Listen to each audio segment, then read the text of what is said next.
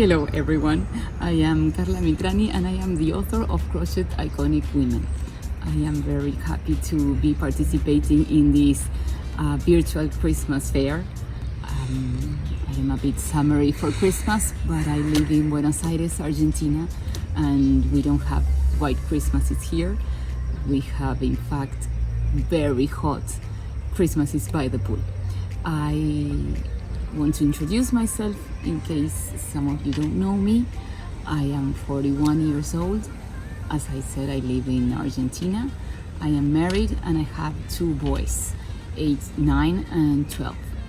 I am a journalist and I currently work as the producer of a TV show on national politics in a cable news station. Argentina is a country that always has a crisis in the making, so I never get bored with my job, and I found in crochet a perfect way to decompress. I began crocheting in 2012, and for me it's always been about dolls. I don't do flat pieces like granny squares or doilies or little flowers like my grandma used to do. I always loved dolls. For me to be able to transform a drawing of mine into a 3D piece has totally changed my life. I do dolls from drawings I do myself just because I want to try a particular hairstyle or a way to dress them, but I also like doing dolls and characters from my favorite books like Alice in Wonderland or The Little Prince, Jane Eyre or Max from Where the Wild Things Are. But I also take inspiration in different movies or series or people that I admire.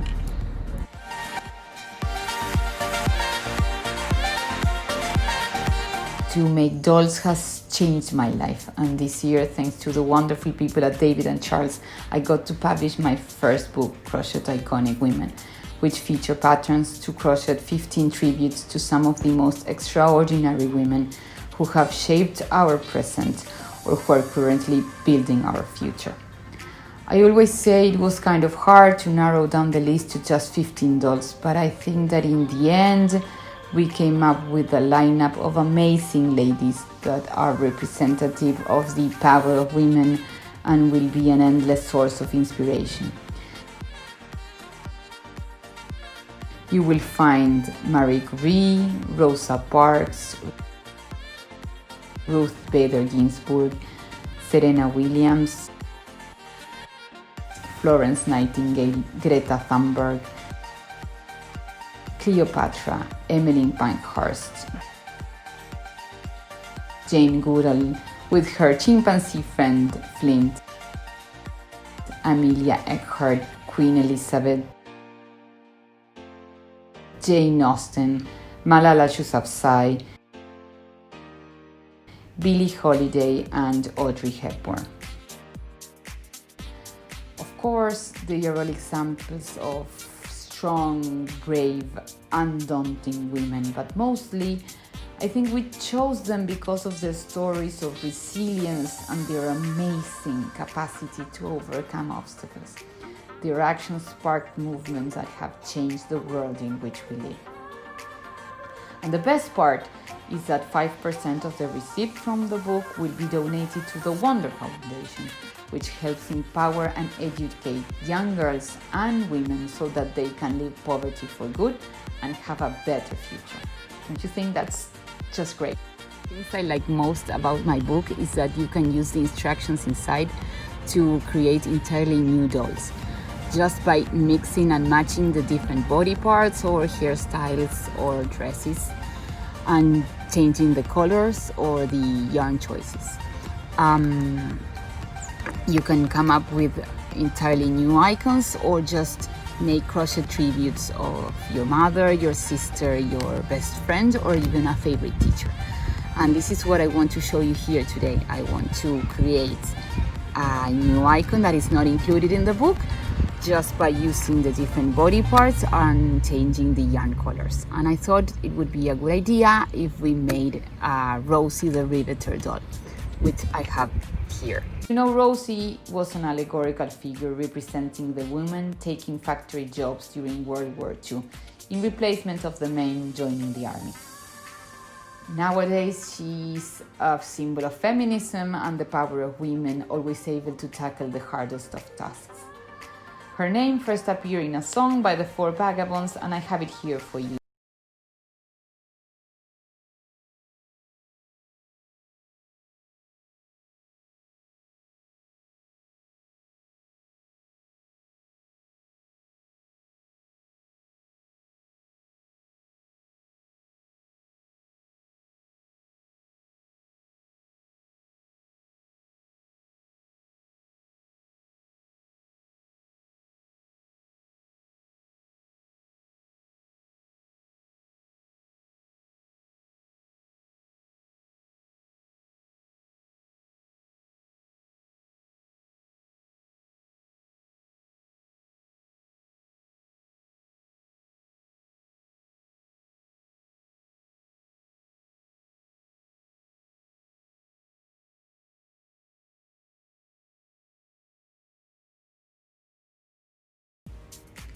So, let's do our own crochet Rosie.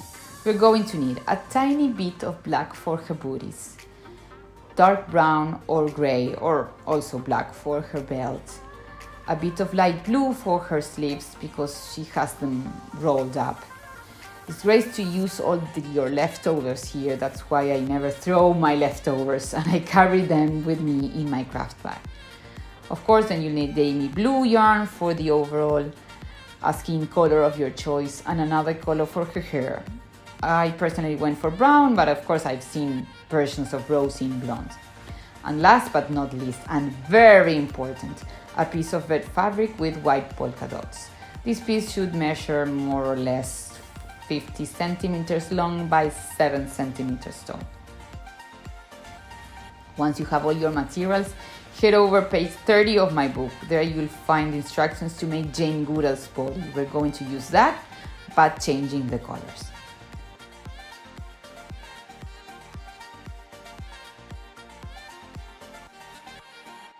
So, see, you should start with black for Rosie's booties and then change to navy blue to start the overall, only interrupting it to crochet the belt. Use Jane's instructions also to crochet the color of the overall. Then you should change to the skin color to crochet Rosie's head. Once the body is finished, you can embroider 2 little belt loops to enhance Rosie's overall. Use Jane's pattern to crochet Rosie's arms too. After the first 8 rounds in the skin color, I did 2 using the light blue yarn to simulate the rolled up sleeve. Then I went on crocheting the arm using the navy blue yarn of the overall. For Rosie's hair, I chose brown yarn and I used Marie Curie's hair instructions, which you can find on page 88. But I did a change here. Marie has 12 little curls over her forehead, parted to the sides. I will be making only 6.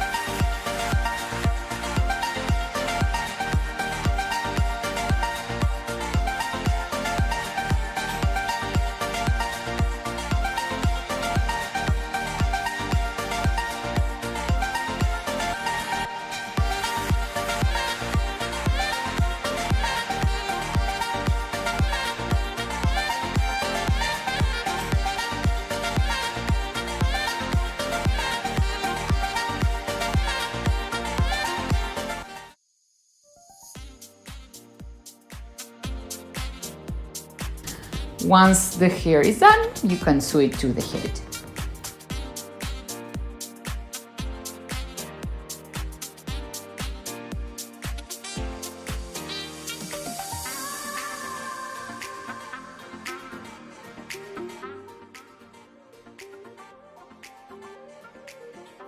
And of course, the final and most important detail, the handkerchief. This is how you should tie it.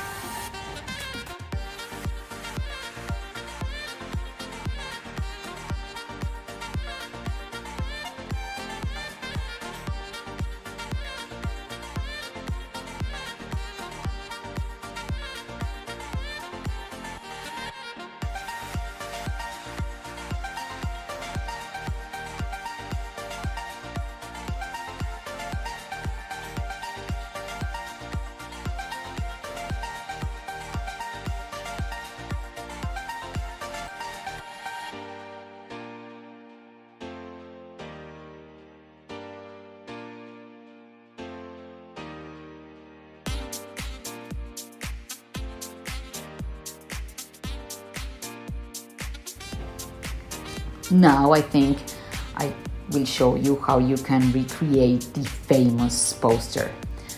You can start by putting Rosie's arms in position by using pins. I pin her arm to her hip, for example. Then I asked my niece, who's a graphic designer, to erase the original Rosie and leave the yellow background. I printed that and clipped it to the cardboard I used to take photos.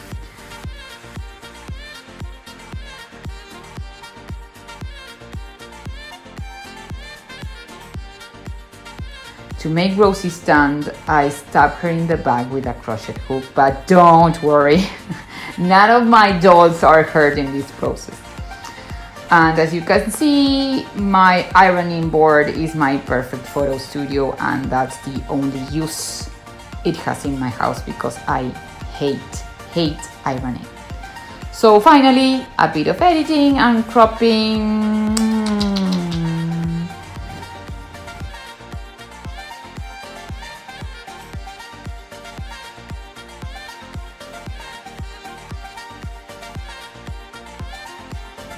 And ta-da! Our poster girl is ready.